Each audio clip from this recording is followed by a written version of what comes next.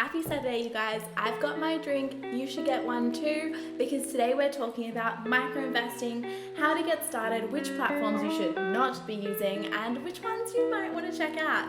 I've got my Ugg boots on, we're all very comfy here, and I've got my lovely coin sweater, which I'm obsessed with. As you guys know, I am all about keeping money simple and stress-free and making sure that investing particularly is accessible to everyone. Given all of that, micro-investing would seem like it'd be something that I would be totally down with, but I have a few concerns. So let's look at it in detail. But before we jump into it, I should probably explain what micro-investing actually is. In its simplest form, micro-investing allows you to start investing with as little as a few dollars. Basically, you can get started investing with little upfront cost and little to no work, because most platforms only have preset portfolios that you can invest into. So they have already gone and picked ETFs, wrapped them up into a nice portfolio, and then you just pick the portfolio that you want to invest into.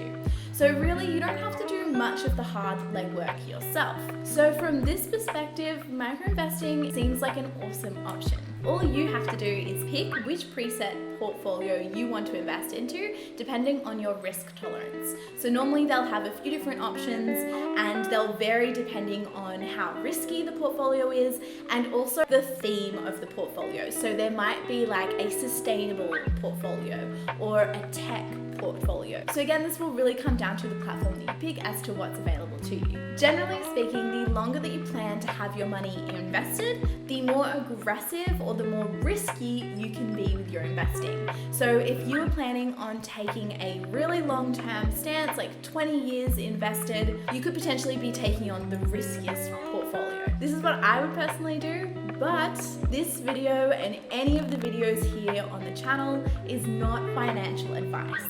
So you have to be very careful with what you're consuming online, whether that's on Instagram or YouTube or TikTok. Definitely always verify what anyone is saying. Don't blindly trust it, and do your own research. If I needed my money in like 7 years, I say 7 years because I personally wouldn't invest any shorter than 7 years. To me, that's short-term investing, and I would never invest money that I need in the short term. But if I wanted to pull out my money in the next 7 years, I would be picking maybe a more moderate portfolio. But even then, me personally, I'm young, I have an emergency fund, my risk tolerance is quite high. So even in the 7-year option, I personally could probably take on more risk, but it's up to you guys. So basically, with these preset diversified portfolios, yes, you still need to research the brokerage. Yes, you still need to research those portfolios themselves, but you don't need to do hours and hours of research into heaps of different ETFs, heaps of different individual stocks and companies, and then create your own portfolio. That's all done for you. And so this is a huge benefit because it's encouraging people to get started straight away as soon as they can. It's removing one of the barriers to entry, which is time and effort. But at the same time, it's one of the reasons I wasn't a huge fan of micro-investing at the very beginning. Let me explain. A lot of people are just jumping in, going all in, not understanding the entirety of what they're doing. This lack of understanding is what often leads people to lose money.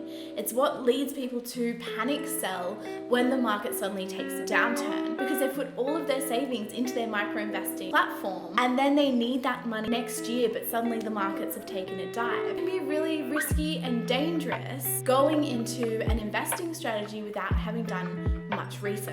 I also really don't like that some platforms like Raise kind of foster this idea that like investing and saving is one and the same. It's not. It serves a different purpose. Savings is for any short-term needs. It's saving for a property that maybe you want to buy, or a wedding, having kids, moving out of home. Literally anything in your life that's happening as you live it. That's what you save for. But in investing, you need to be doing that for a long period of time. Otherwise, you're at risk of losing a lot of money. So I really don't like this idea that micro-investing platforms perpetuate that it's just savings. It's so very different to savings. Equating investing and saving doesn't adequately prepare their customers for the conditions of the market and for the fact that they might actually lose money if they invest it. One of my main gripes with it which I'm sure if you have watched any of my videos, you can probably guess, but it's the fees. The platforms market themselves as having low and transparent fees, but just because you say the fees are low does not mean that they are. And just because an app says that they don't have any hidden fees doesn't mean that the fees that they do have, that they tell you about, are suddenly worth it. I mean, seriously, if there's one thing I hate, it's shady marketing about fees. But I'd seen like a lot of influencers recommending platforms like Raise and Concept Pocket, so I thought, you know what, it's been a while since I looked into it, so let me just give it the benefit of the doubt. Let me see if maybe the platforms have improved themselves. Let me check it out. So I did. I spent hours of research looking into it all, and I'm just not a fan of what I've found. Luckily, I have found platforms that I do like, and I will let you know what they are. These sorts of videos do take a lot of time and effort, so if you could maybe just think about tapping the like button, that would be amazing, and it would mean the world to me. So raise a glass to you if you tapped the like button. After all of my research, I just have to say, you guys need to be super wary of who you trust online, because a lot of people have like affiliate links and things like that, and that's what's driving them to say that a certain product is good. And yes, maybe they use it themselves and maybe it works for them, maybe they don't mind paying heaps in fees. I can't understand. You just have to really make sure that you do your research. Don't blindly accept anyone's opinion, including me, because I'm not a financial advisor either. But I am hoping that I can just play a small part in making your journey to investing crystal clear. The first thing that I want to go over before we even look at specific platforms is who actually owns the shares when you're micro-investing. This is something that like a lot of blogs and YouTubers skip over. And so I just want to explain to you how micro-investing actually works on a practical level. When trading on the ASX, you get given a HIN number, and that's an individual number assigned to you. This HIN number is what allows you to then trade on the ASX. Now, attached to the HIN number is a requirement that you invest at least $500 for every Australian listed company. Micro-investing platforms have come up with a way to get around this $500 entry requirement. To understand how they've done that, there are two ways to invest on the stock market. It's getting really dark now, so the lighting is going to change quite a bit in the next few minutes.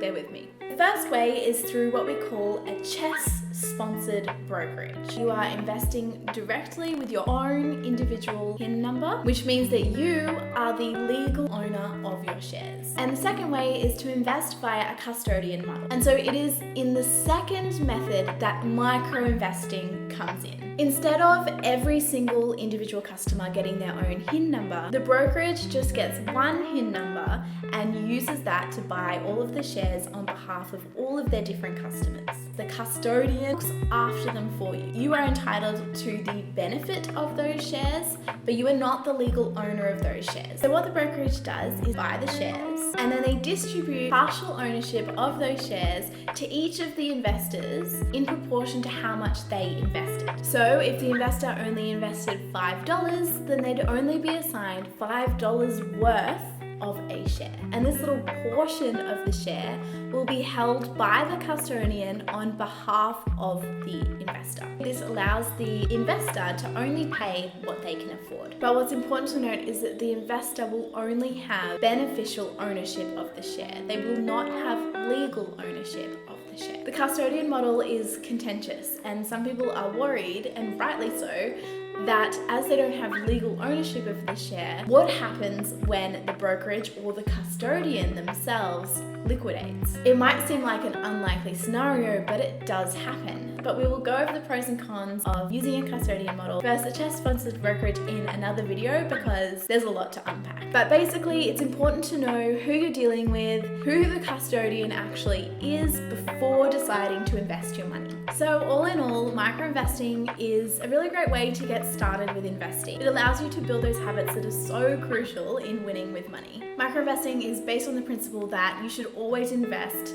as much as you can whenever you can, no matter how little it is. And even the smallest amounts can lead to a large amount over time. However, what I consider a negative for Raise, Concept Pocket, First Step, Sharesies, these platforms, is that you have to pay fees. If you wanted to just straight up invest small amounts of money into preset diversified portfolios, you can do it all for free through Spaceship. If you want to invest in a particular ETF or particular share, you can do this for free through Stake and eToro. But I will admit that micro-investing, even through these platforms that charge fees, is way better than doing nothing. For people who just can't seem to save or invest money, this is a really good way of setting up that habit. And so it's far better than the alternative of just not investing. As long as you realize that investing is a long-term game and you will lose money if you panic sell and invest for the short term. But this is all just my opinion and not financial advice. I love the color. I actually love it. I would definitely recommend grey.